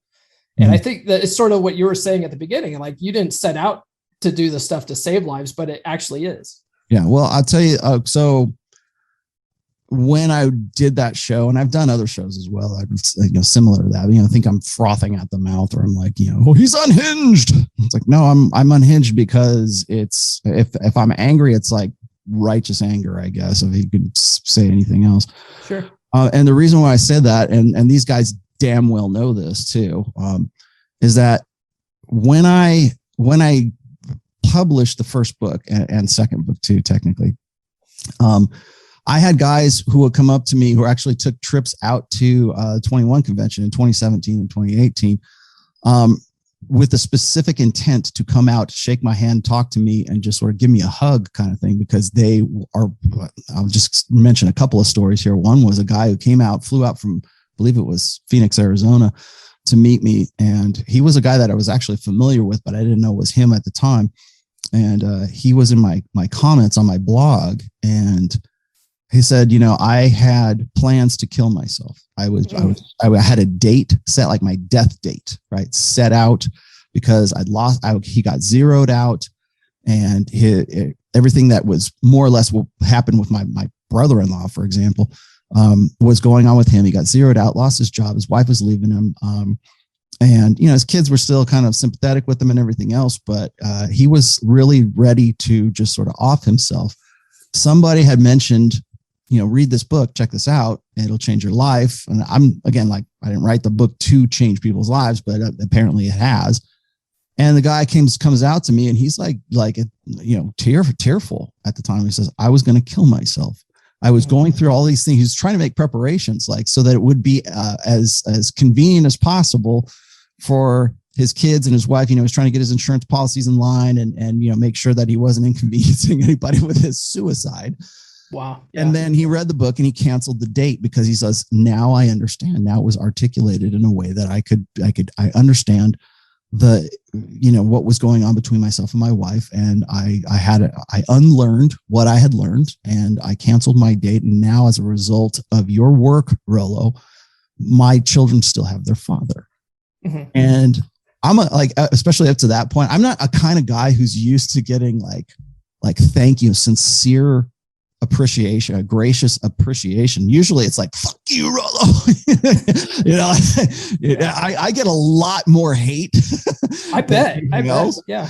But so when somebody tells me that, I'm just like, it kind of like, I get a little choked up, or whatever. I get a little chill down my spine too. It's like, I didn't set out to do this. And then I had done a blog post about, it was called The Red Pill and the Safety Net, I think is what it was. And there's over 1,000 comments in that one essay, and they're all guys saying, here's how your work saved my life, or here's how I changed my life. Maybe they weren't suicidal, but they are living a better life as a result of having these tools. Like I was saying before, not an instruction manual, but the tools and a better understanding of where they are and what had happened to them in their lives. Robert Kiyosaki comes up to me and says the same thing, right? I read your book and now I get it.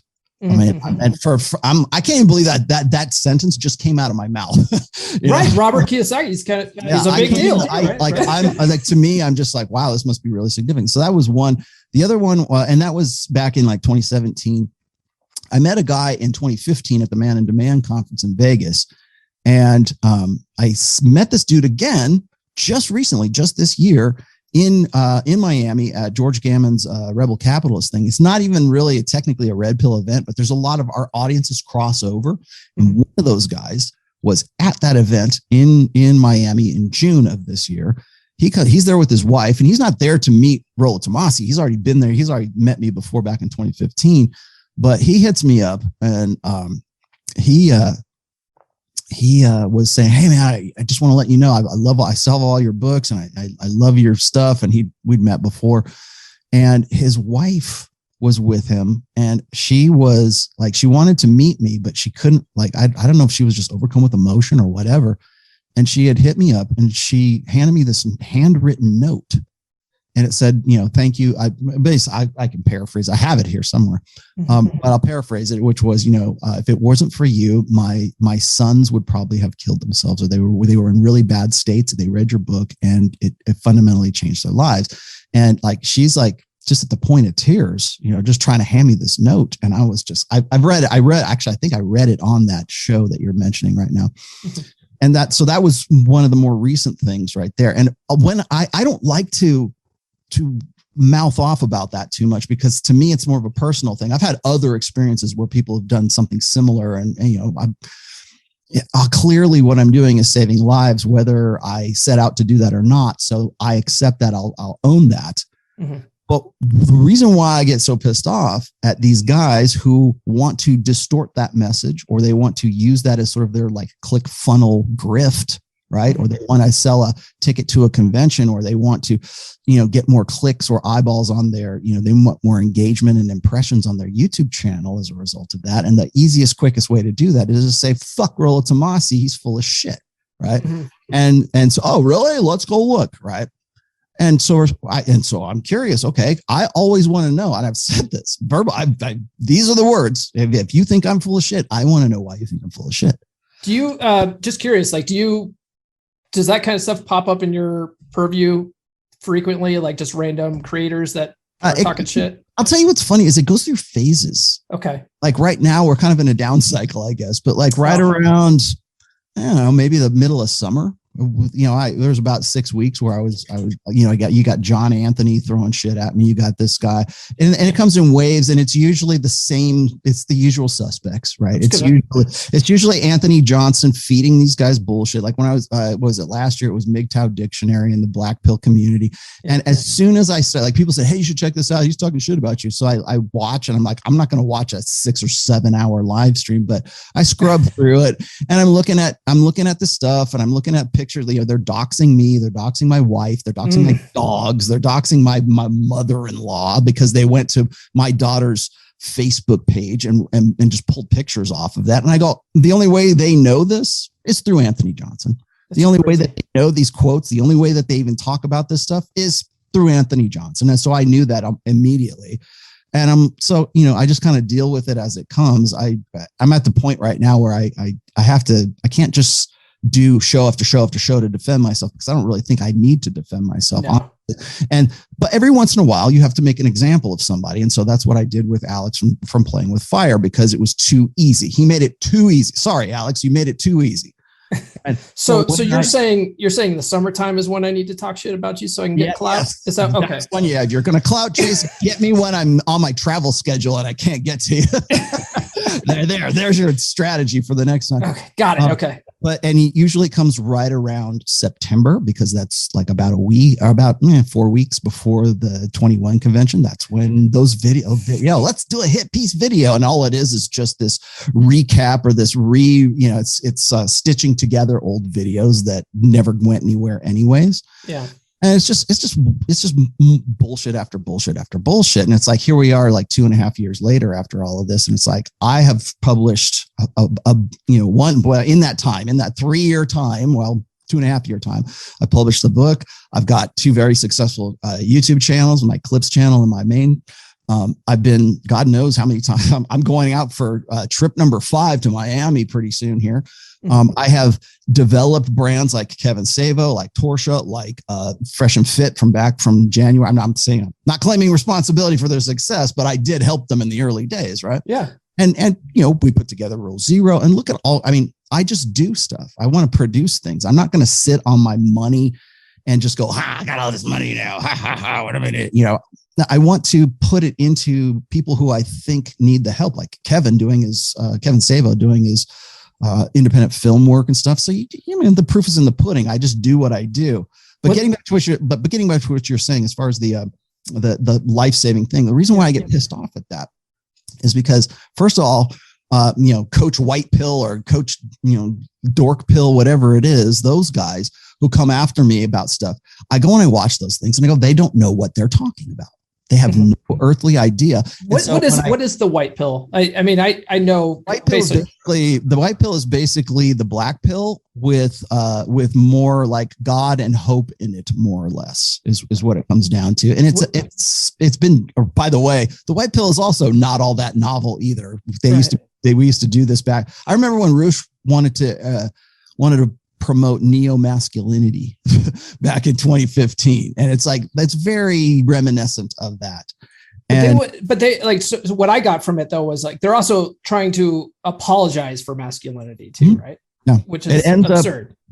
White pill ends up being, they would argue against this, but the white pill ends up being guys who will make compromise after compromise after compromise until they start looking like the Good Man Project, right? Or they start looking like what Dr. Warren Farrell is right now, or they start looking like Are We Man? And I don't know if you're familiar with Justin Baldoni. I think he's got this Man Enough podcast, and it's just all it is masculine apologetics. And I'm like, you are part of the problem. Sounds like nice guy syndrome. You are an obstacle to the guys who need this information, who you're saying, well, Rollo is truthful anger, right? We talked about that. Don't read his book, but don't get too deep into it because you'll just be this bitter, horrible person. Here's my positivity course. Pay me my money kind of thing. But it's not even so much the money aspect. People are everything's a grift, man. You're a grift. I'm a grift. Everybody's a grift. And if I talked about this with Hotep Jesus one time, he says the difference is that the difference between a grifter and like somebody who's actually honestly, has some real authenticity in all of this is the guy who is doing it gives something back. It's one thing to just take and be a grifter and be just this sort of like carpet bagger and used car salesman kind of guy. Sure. And it's another thing to, be and do what I do. I write books. I don't write books because I'm like, schlepping books out on Gum Road. I do it because I'm an author. I'm primarily an author. And I do it because I think that I have this notion that people actually might want to hear what I have to say. And it's not about like my new course. It's not about my new book. It's about the totality of my work. It's my body of work. That's me. And so what am I doing it for? Am I doing it to like keep the noose off a guy's neck? Well, yeah, that's definitely a big part of it. And I mentioned this in 2018 at the State of the Manosphere address that I did at the 21 Con. Mm-hmm. And during that time, when I did that speech, I did what was called a SWOT analysis. I'm sure you've heard of that in business terms. It's strengths, weaknesses, opportunities, and threats. Mm-hmm. I did a SWOT analysis for the Manosphere. And amongst those threats was the brand of me sort of superseding or overriding the message of really what red pill praxeology is. And sure enough, sure as shit, right now, we're right where I said we would be during that time. And my fear amongst all of this was that we would get canceled by YouTube, by Patreon. I think at that same time, like Roosh was getting his books like banned off of Amazon. There was a lot of heavy stuff that was going on in the fall of 2018. And my concern was that the guys who have read my book, who it impacted their lives, in some cases saved their lives, maybe saved their marriages, their kids have a father because of that, they wouldn't have access to that information that could be, the difference between life or death for these guys because of cancel culture, because of, Patreon, blocking me or whatever else it is. And fortunately, I've been able to avoid that. I've been sliding under the radar for a while. When Fresh and Fit asked me if I think the red pill is going mainstream, and I say, I hope not. Primarily, it's because I want this information and all of this stuff to still be available in as broad a sense as possible. That's why I say that. But what I was saying back then is my fear was that some people would actually actually commit suicide or would have their lives impacted because they never got the information. And that was in 2018. In 2021, my fear is a little bit different. My fear and my concern is that guys like hustlers like Alex, hustlers like Anthony Johnson, hustlers like John Mulville, John Anthony, whatever, the guys who dilute the mess. And I'm picking on them. There's a lot of other guys too, but my worry is that people will take my work, and most of these guys can't complete a full podcast. Even if they hate me, they still quote me. Even if they hate me, they can't deny the impact that my work has had over the course of, well, really 20 years, but certainly the books for the last, almost 9 now. They can't deny that, but in the same breath, they will distort it. And the reason why I say they distort it is because that's exactly what Alex was doing. And that's exactly what these douche nozzles from the white pill are doing. They take my stuff and they go, well, they straw man everything I say. They say, well, Rollo said women can't really love you. I don't believe that. I think it's different like this. And then so they try to build their brand on their deliberate misinterpretations of the things that I've said, because Anthony Johnson fed them some bullshit, or they think it's going to help their brand by doing so and hitting hard at me. The problem is, and the reason I get so pissed off is that if these guys are out there distorting my work, it has the same effect as if like YouTube is trying to cancel my show, or or Amazon bans my books. It's the same effect. You're just doing it, by inch or by mile, right? I mean, they can't actually block my books, but they will still go and run campaigns that are like review spam on my books. And with every time you do that, the possibility of a guy putting a noose around his neck is that much more. And that's why I got pissed off at that. Because if these guys can't get that, or they get a distorted version of that because you wanted to make a quick fucking buck off of it, yeah, I'm sorry, I'm going to get a little pissed off at that. Because I don't want to see another repeat of the guy, my best friend, putting a gun in his mouth because he can't get over his one-itis or his soulmate bullshit, right?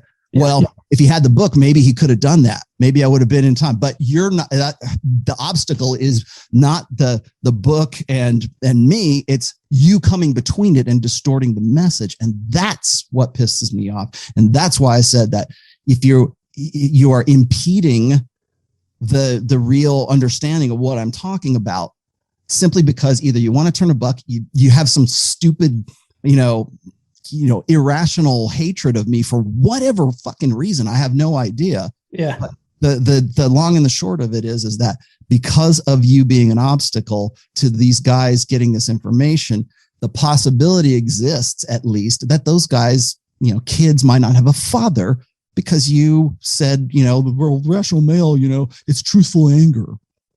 That's what I was getting at. Yeah, that makes sense. Just one thing I want to say, I thought about this last night, because I think it speaks to your integrity, right? One, you're helping out smaller creators like me by coming on my show. Super helpful, but not only that, always will. Yeah. but not only that, when we had the technical difficulty last night, I was like, man, this really sucks. I only got about 35 minutes in, and he's a real busy guy. Like this, I might not be able to finish the show. I guess we'll just have to run with it. And so I was like, you know what? I know you're busy.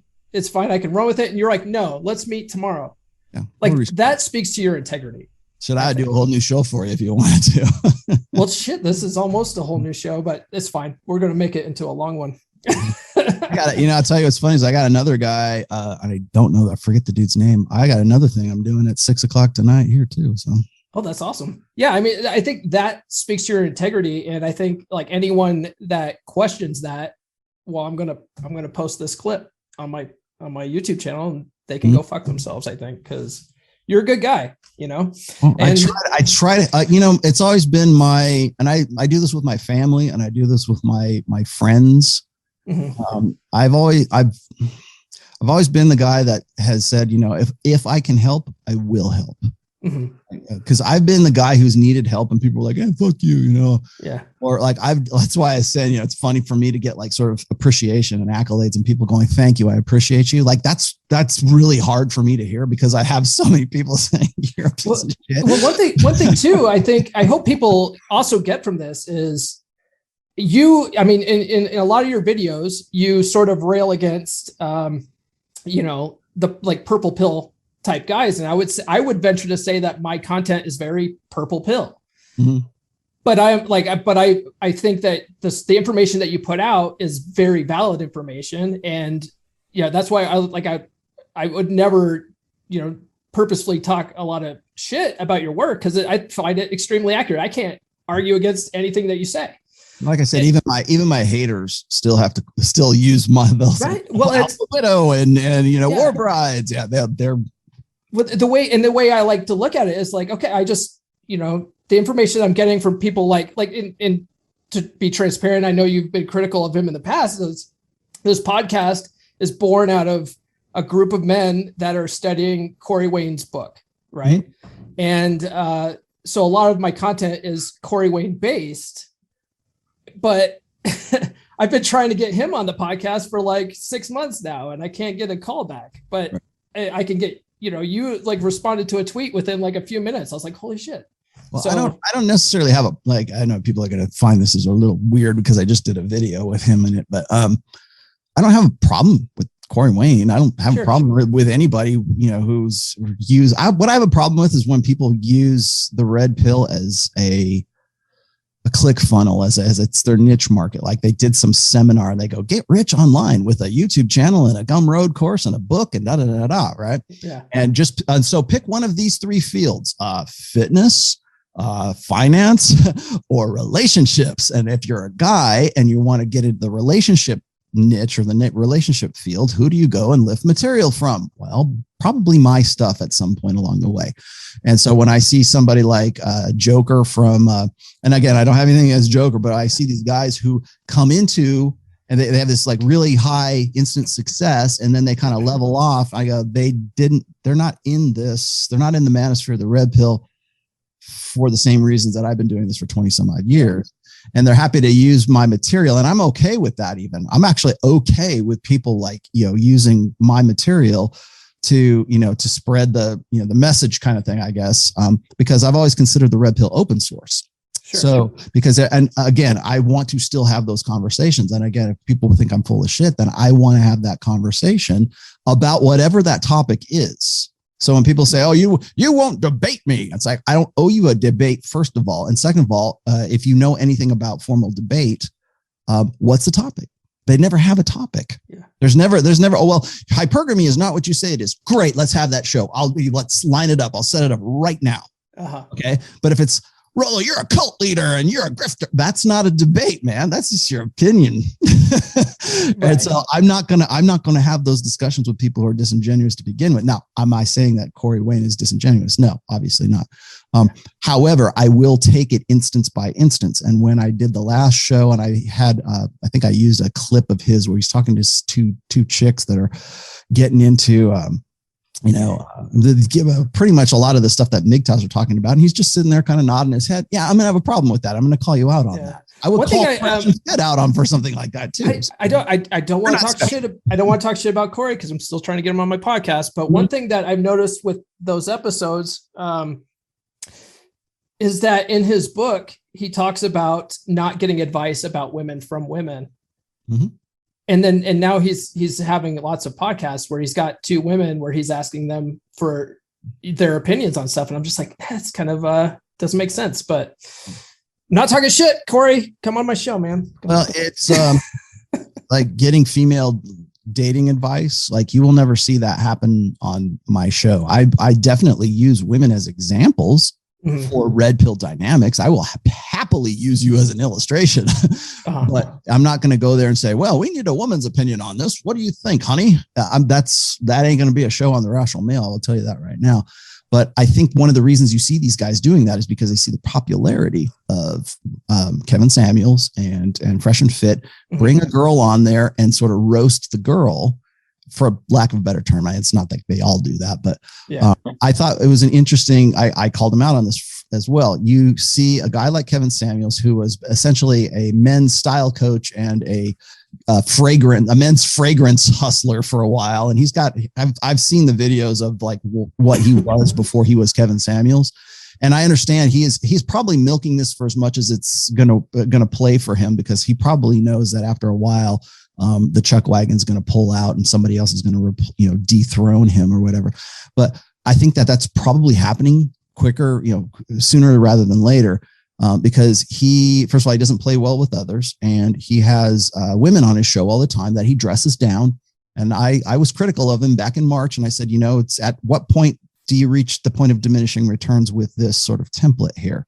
Mm-hmm. Because you can only tell so many girls you're average at best before it gets old and it's the same show over and over and over again.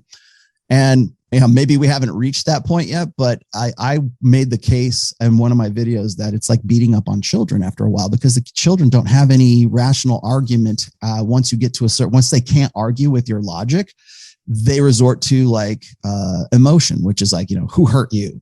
That kind of stuff. Yeah. And I've said this to Myron, I've said this to Fresh as well, but it's the bringing the girls on and having that sort of accountability or dressing them down. That is a very popular format right now.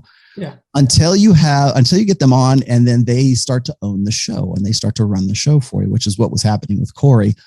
But also has just what happened with Kevin Samuels and Brittany Renner. Brittany Renner came on his show about a week and a half ago.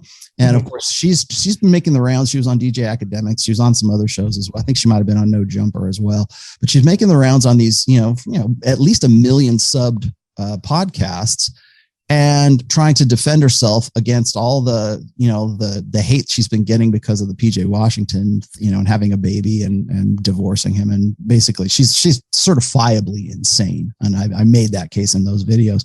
But here you have her sitting with Kevin Samuels, and Kevin Samuels looks like he can't believe his luck. Here she is just like right there. And she's trying to be logical about this. And he doesn't have the same fire and the same teeth that he does with most of the girls that come on his Instagram stream or anything else. He's very conciliatory. He's very apologetic. In no way does he bring the fire and the heat that he would. Very diplomatic. Wasn't a celebrity sitting across from him. And it's like, yeah, that's how you can tell the difference between somebody who is in the red pill, in the manosphere, doing what we do for the right reason. Right. For the reason where it's like, I want to educate men. I make an example of this person. Fine. But at least have the message going. When you back up off of it, when you want to let's get the ladies' opinions, that kind of stuff. When you start doing that, then that says to me, this guy's in it for the money. Got it. Okay. We're coming up on like an hour here. So I have one more question here, and I think we could wrap up. Okay. One thing that I see a lot of guys complain about is, we need to hold women more accountable and all this stuff. And my mindset sort of is like, I think we're gonna have a hard time changing women. I know where you're going with this. Keep right? going. Like preach, give it to me. Amen. Well, we have like, thousands of years of evolution to contend with here. Like, do you think we have a shot at changing women? Because the way I look at it is like, okay, we can only change ourselves. I think it would be better. It's better time and energy spent understanding it from the male perspective and then working within the rules of the matrix. Mm-hmm. But do you think we have a shot at changing women? Not in the present context. I would say. I think a lot of the guys who came before, like prior to the sexual revolution, like the generations that came before us, I think they had a better understanding of women's nature than we do now, because we have become more compromising, more considerate, more sensitive, right? Because we want to believe that women can change, or we want to believe that, well, we can have this egalitarian utopian thing because I'm just like you and you're just like me and we're just like people and stuff like that. And it's like, no, there are gender differences that our forefathers knew about and built countries and built laws and created art and stories and whatever, because we had a better understanding of it. Now, 4 generations after the sexual revolution, I think that I'm hopeful that there are certain guys who are starting to get the message here, but I don't think another essay. There's an essay for everything, right? Sure. Another essay I wrote was educating women. And I've done a couple of essays where I've said, here's an essay for women, ladies. If you want to live a better life, or if you want to understand why we think what we do, this is the essay for you, kind of thing. And in those essays, I always say men are not going to change you, and they are not responsible for changing you. They don't, especially now, they don't owe you a better life. Men don't owe you a better life. And so you might want to have the best of the best. And I can understand why, because you're genetically programmed via hypergamy or whatever to look for the highest value guy you can get. Is he the best I can get? Even if he's Superman, is this guy really the best I can get?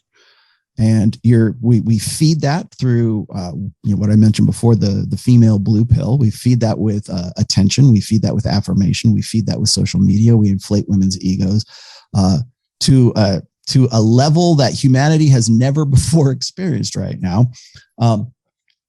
But we want to blame society's ills, or we want to say women are the way they are right now because men aren't taking the responsibility. If men will be better, then women will be better, which is horseshit. First of all, we're not either we have free will and we have choice, we have, free choice or whatever. We're responsible for our choices. And if we're all going to be we're all going to be equal and we're all going to be, egalitarian about things, then we should be egalitarian about our judgments and about our, the punishments and the consequences that come with that. But because we're human beings and the machine doesn't work that way, we're far more forgiving with women and we're far more expecting of men. We think men ought to be more responsible. And if men were just more responsible, then, we could save the West, right? Or we could change the world if men would just do that. And so that sounds like it's true, but men don't have the authority to affect that responsibility right now because we're too busy giving that authority to women. And, so when guys say, well, how are you going to change women? I say, we're not. Women have to change women. Men aren't going to change women, especially not now. When you look at the stats, when you look at the college enrollment, when you look at workforce participation, when you look at all the things that are going on right now. I've done a series of the last last 2 or 3 videos where I took Matt Walsh to the woodshed.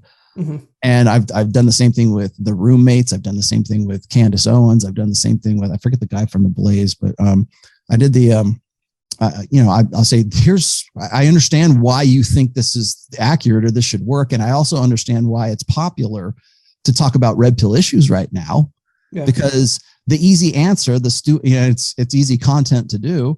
The easy answer is, well, men just need to be more men and man up and stop being a little bitch, right? That doesn't help anyone. That's just Tony Robbins telling you to, power up, guys. Let's all jump up and down at the rock. The way I look at it is, it's kind of like the idea of think globally, act locally, right? Really if you're in a relationship, if you're in an LTR, right, you could be more masculine. You could learn to set the tone, take the lead, maintain that frame, and just do that within your one relationship. Right. And that's really all you have control over. You only have control over your own behavior. You only have control over how you're going to approach things. Yes. But you have to do it. You can't do it from the perspective of, well, I'm going to change my behavior so she'll become what I want her to be. And what that is, what that is? That's negotiating desire.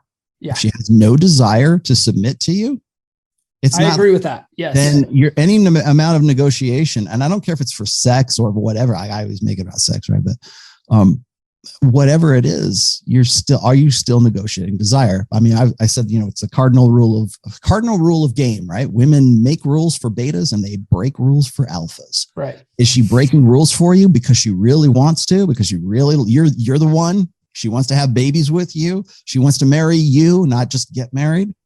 If that's the case, if she has that genuine desire, that will be manifested in her, and it's usually as a result or a consequence, anyways, of what you are doing. Yeah, because women fall in love with what you are, not with who you are. That's not to say that they don't later on, but when they put an emotional investment in a guy, it's what that guy is. And for a lot of women, it never changes. It might later on. I'm not saying it doesn't happen, but because the guys get zeroed out and suddenly she turns into somebody he never knew she could be, right? Yeah. But it's because you fell in love with what you are.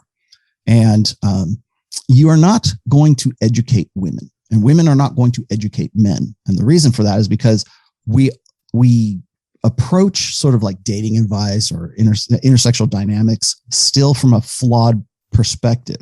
And that is, we approach it from, first of all, social conditioning, like social constructionism, and the blank slate. And guys will buy into this. Oh, we're equal partners. Go on, watch any episode of Fresh and Fit and ask these girls, and the girls who are on there, damn near everyone will say, well, I make my own money and I want an equal partnership and we have a 50-50 thing. You show me that and I will show you a relationship where that woman runs the relationship, because ultimately she has the pussy. Yeah. And those guys will do, because it's incumbent upon him to perform, because men have an innate burden of performance. Another concept I came up with, right?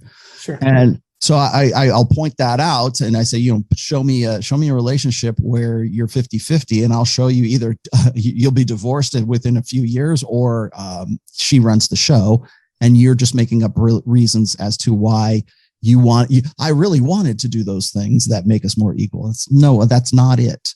Yeah. Because women can't look up to a guy who is her equal, and that's what she's looking for. She's looking for a guy who is better than what she deserves. And you don't get to that, and you don't educate women about that. They have to learn that on their own. Otherwise you're negotiating desire. You're negotiating her into being somebody that you think she ought to be.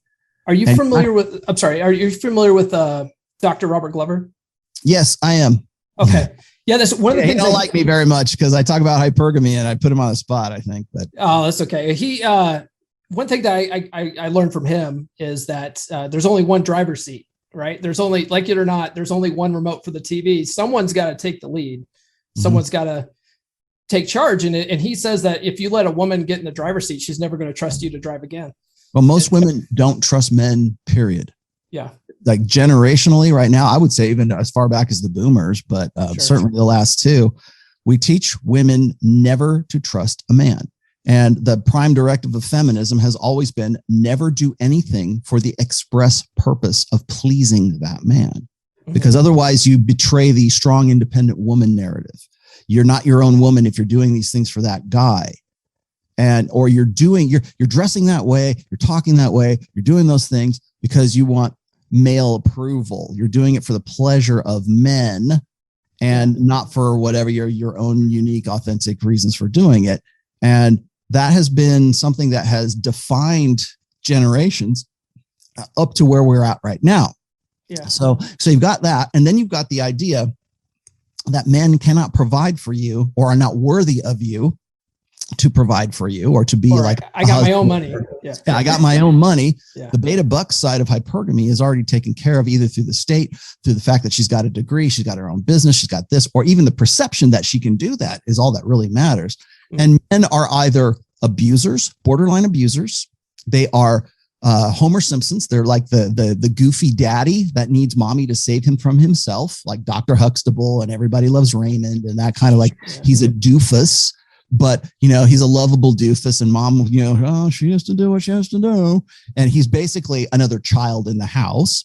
And then there's the guy who's just the incompetent guy. And that's really more reserved, I think, for millennials and Gen Z right now, which is these are guys who don't know how to change a tire. They don't know how to tie a necktie. They don't know how to start a campfire. There's lots of guys like that. Yeah, they're just basically incompetent. They're the Lost Boys generation. They're the incompetent guys who don't know what to do with themselves. They're purposeless. Life-wise, they're just sort of rudderless. They don't know which direction to go. And so those are your three choices, ladies. So what are you going to do if those are your three choices? You're going to try to provide your own long-term security because you can't trust a man to do that. And when you get finally, by an act of God or whatever else, you get into a relationship with a guy, do you think that those women who have been primed for that for their entire lives by, media and popular culture and Pixar and Disney, do you think that they're going to go, yeah, I'm going to relinquish this power to this guy for my own personal long-term security? No, they're not. What are they going to cling to? They're going to cling to egalitarian equalism. We're our equal partners in this. I'm not going to take your last name. I don't want that patriarchal vestige of ownership on me anymore, mister. We're going to play it even Steven. And the reason why she won't do that is because she doesn't trust you with her life. She doesn't trust you with her long-term security. And that's how we get into the problems that we're in right now. After a while, the resentment sets in. She goes, I could have got somebody better, because she probably could have got somebody better, because there's dudes that she wants to bang, and then there's dudes that she wants to start a family with, and they're rarely ever the same guy. So if she's already got the blue pill, beta buck side of hypergamy taken care of, what's left? The alpha seed side, the alpha fuck side. And so that's why they fixate on high value men, and that's all that we'll ever do. And they'll, complain about dying alone on Kevin Samuels. I know I said one, and it's hard, and it's hard for guys. So you have to be like, you really, I mean, if you want to be a quote unquote high value guy, and however you define that right now, you have to be like a freaking superhero at this point. I mean, you have to be famous. You have to make a lot of money. You have to be good looking. You have to love your mom. You have to have, like dogs. You want to have kids in the future. You got to, and do all this and be 6 foot tall, a V-taper, 6-pack abs, have a 10-inch cock, and you're her equal. Yeah, I'm reading. I don't know if you're familiar with Mark Manson. Are you familiar with Mark Manson? I'm reading his book right now. And I used to like him. I thought his models was okay, and then once he got married, he kind of went the other way. Well, I don't know him outside of this book, but yeah, I'm reading Models, and he's talking about a lot of that, like the perception of status comes down to demographics. Models is definitely not the art of not giving a fuck, because he got married, his essays and his blog and his personality and his online brand really changed. Yeah. Same thing with Tucker Max. You want to talk about purple pill? Purple pill guys are like, Tucker Max is a perfect example of that, right? He was this outrageous bad boy. Sure. I Hope They Serve Beer in Hell is his book, and just really a womanizer.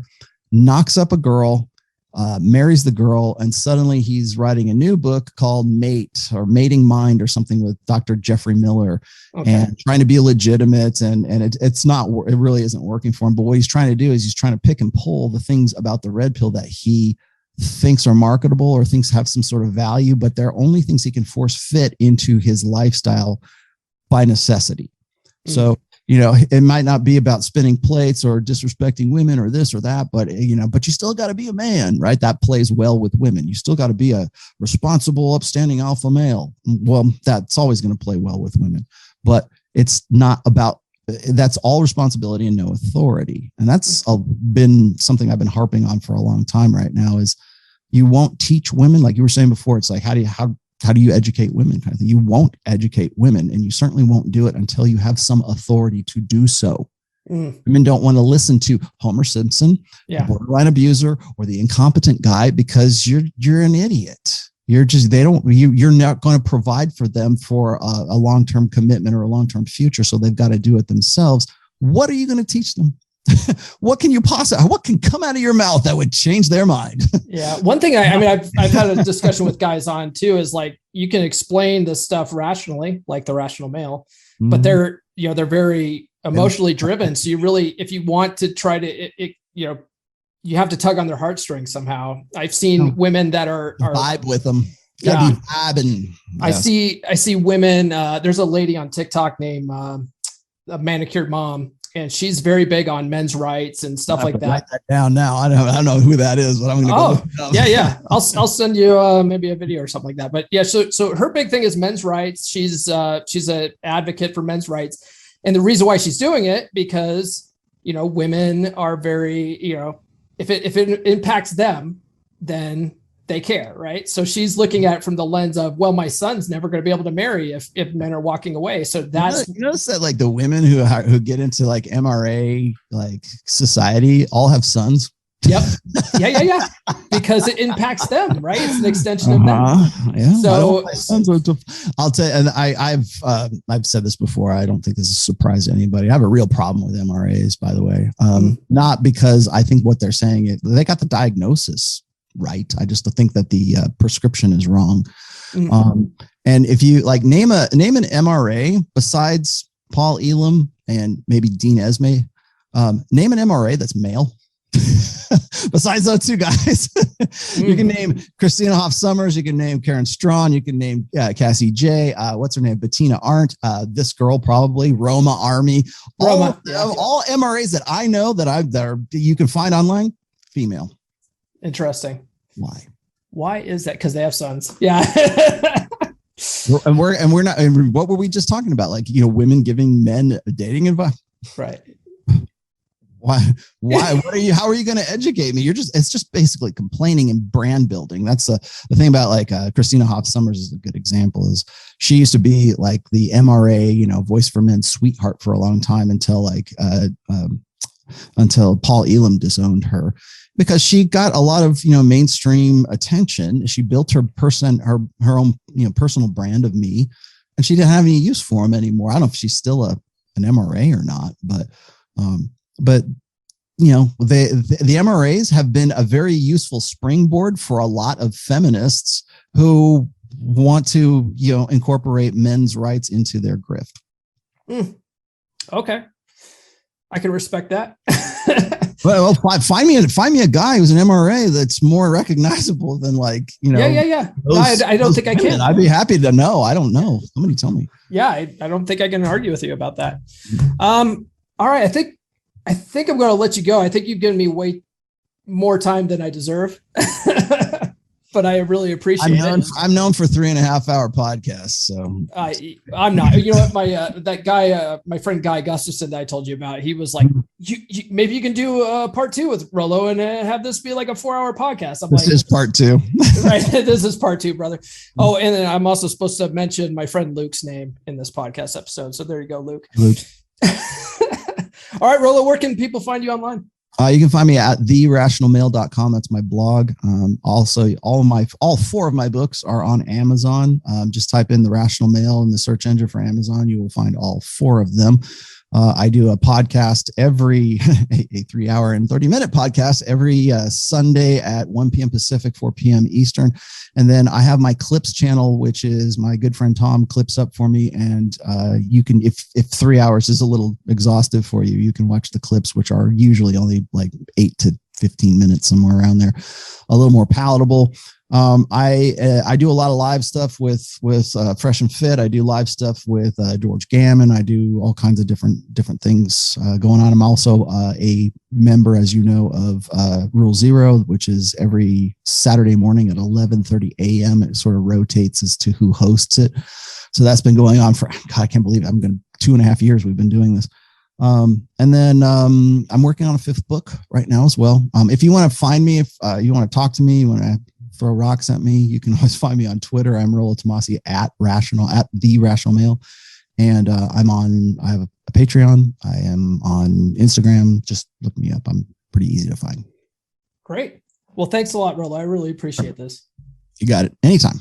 Rollo, once again, thank you for taking the time to meet with an up and coming creator. I really appreciate it. It's going to, help me out more than you know. You probably know. I mean, you seem to do this quite a bit with up and coming creators. You sort of, put your stamp on them in whatever way that is. I learned a lot from you today. There was a lot of stuff that you broke down I never really thought of before. I know some of the stuff that you talked about are in your books, but I've only read your books once, so I guess I better get back to work and read them again. I'm definitely going to read Religion. That's been on my list for a while now. But if I ever show you guys my book list, it's ridiculously long. I've got all the books that I want to read on there, and then all the books that I read multiple times, like stacked in there. So it just makes this list that's impossibly long. And but it's good. Keeps me busy, keeps my mind working as it should be. And what I would recommend to anybody who listen to this episode, listen to Rollo, listen to anything that I talk about. I would like to invite you guys all to, take notes from all sorts of different minds in this space, like all sorts of different creators, all sorts of different authors in this quote manosphere. Take what's useful, right? Take what's useful. Maybe, if you don't like something, or if you're not getting the results you need from something, maybe don't do that. But, honestly, the stuff that Rollo talks about, and I've been guilty of it in the past too, where I feel like sometimes it comes across as negative. I can't argue against it though, right? Like Rollo's information is spot on. And especially when you look at it at scale. When I had Paul Benjamin on a few weeks ago, a lot of the stuff that Rollo's looking at, the praxeology, it's at scale, right? It's not looking at your individual girlfriend. So you have to sort of keep that stuff in mind and have a rational, see what I did there? A rational mind about this stuff. But you can absolutely take what Rollo says, take all this information from all these aspects, all these places in the manosphere, and implement it in your life in a way that fits you well. And I think, like Rollo said it well in this episode, it should be a tool set that you can use in your individual life, however it fits in there. All right. That was awesome. And I appreciate you guys listening. Rollo, again, thank you for coming on. And we'll see you guys not only next week, but next year. Have a happy new year, guys. Thank you for listening to Come On Man. If you are new to the podcast, I highly recommend reading How to Be a 3% Man by Corey Wayne at least 10 to 15 times. I recommend you watch his coaching videos on YouTube, and I recommend that you engage with other 3% men in our 3% Man Facebook group. Links to all of these are in the show notes. If you like this episode, please give us a good rating on your favorite podcast platform of choice and share with all your bros. Now go out and get it.